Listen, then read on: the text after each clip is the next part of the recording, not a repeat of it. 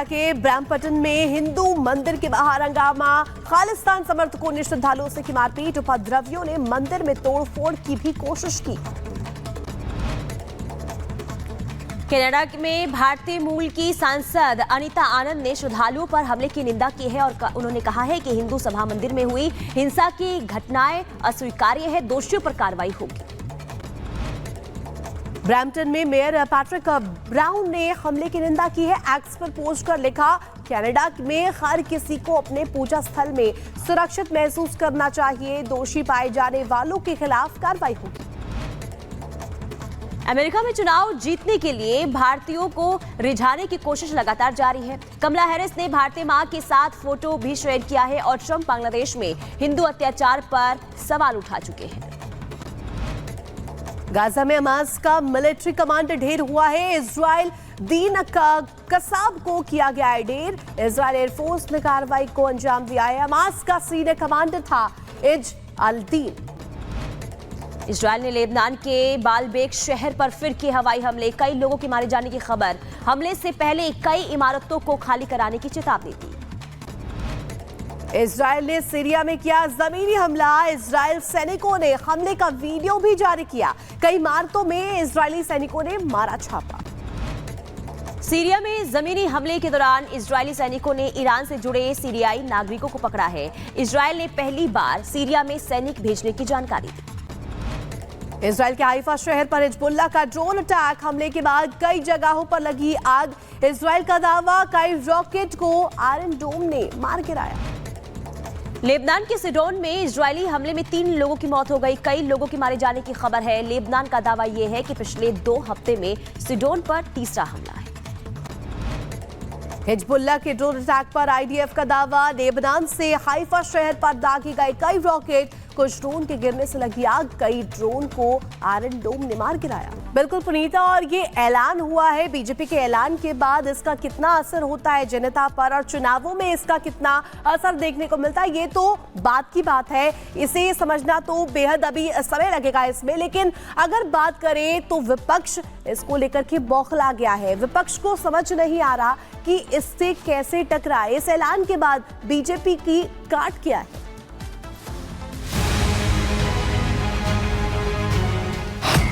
झारखंड में अब की बार घुसपैठ पर आर पार। घुसपैठ के खिलाफ यूनिफॉर्म सिविल कोड का हथियार होगा इस बार करारा प्रहार। झारखंड चुनाव में घुसपैठ का मुद्दा विपक्ष के लिए बड़ी मुसीबत बन रहा है। बीजेपी पहले ही इस मुद्दे पर अपना स्टैंड साफ कर चुकी है और कहीं ना कहीं इस मुद्दे पर विपक्ष की चुप्पी उसके खुद के लिए परेशानी बनती जा रही है। ऐसे में हेमंत सरकार तिलमिला उठी है और अब बीजेपी के बाण की काट तलाशने में जुट चुकी है।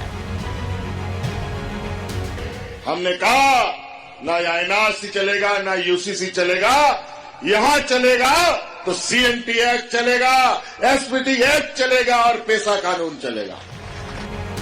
झारखंड में पहले चरण की वोटिंग को अब सिर्फ 10 दिन का वक्त बचा है।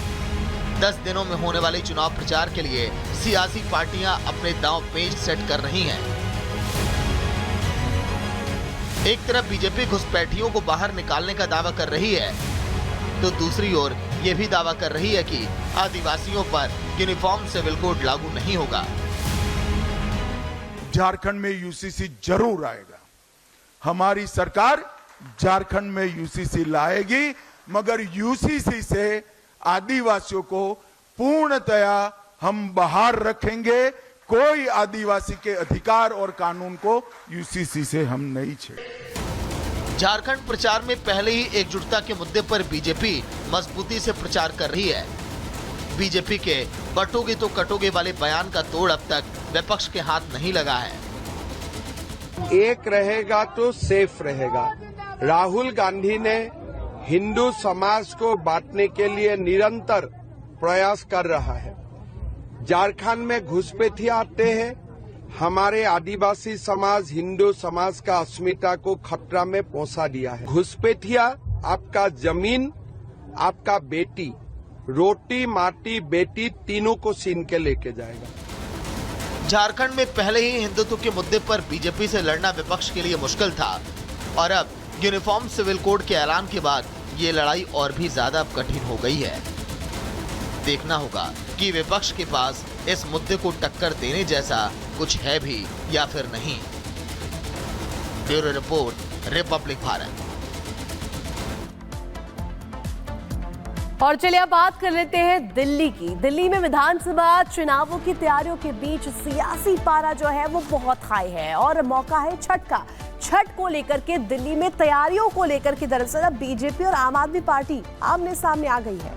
बिल्कुल, देखिए बीजेपी लगातार ये आरोप लगा रही है कि आम आदमी पार्टी ने अपने वादे अभी तक पूरे नहीं किए, यानी कि आधे अधूरे वादे पूरे किए हैं। इसके अलावा ये भी कह रही है कि छठ पर्व को लेकर जो तैयारियां हैं उसमें भी अभी जो है लापरवाही दिल्ली सरकार की तरफ से देखने को मिल रही है। जबकि आम आदमी पार्टी का ये आरोप है कि बीजेपी पर्व को लेकर सियासत कर रही है। रिपोर्ट देखिए।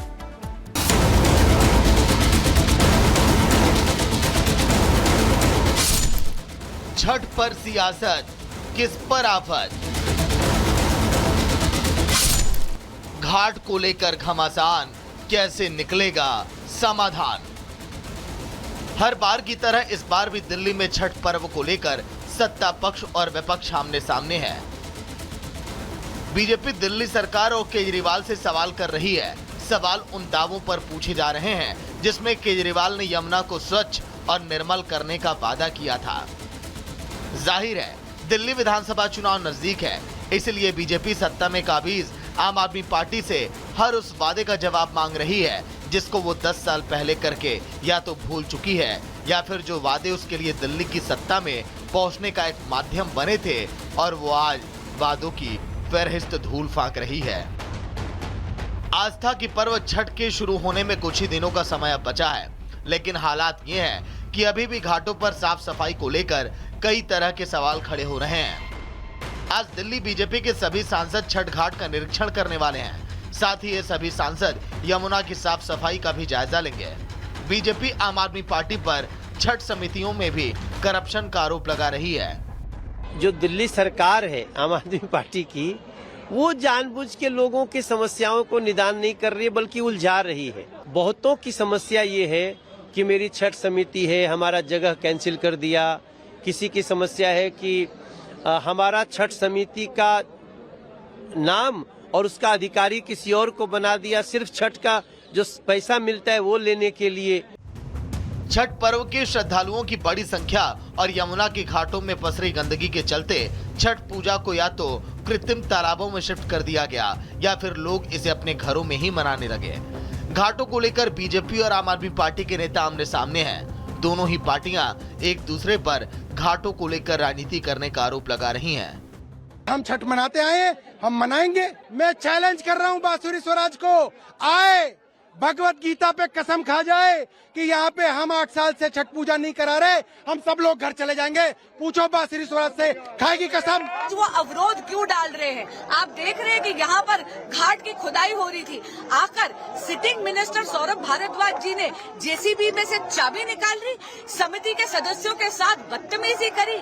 अपनी राजनीतिक महत्वाकांक्षाओं के लिए सौरभ भारद्वाज जी आज माताओं और बहनों की आस्था के साथ खिलवाड़ कर रहे हैं।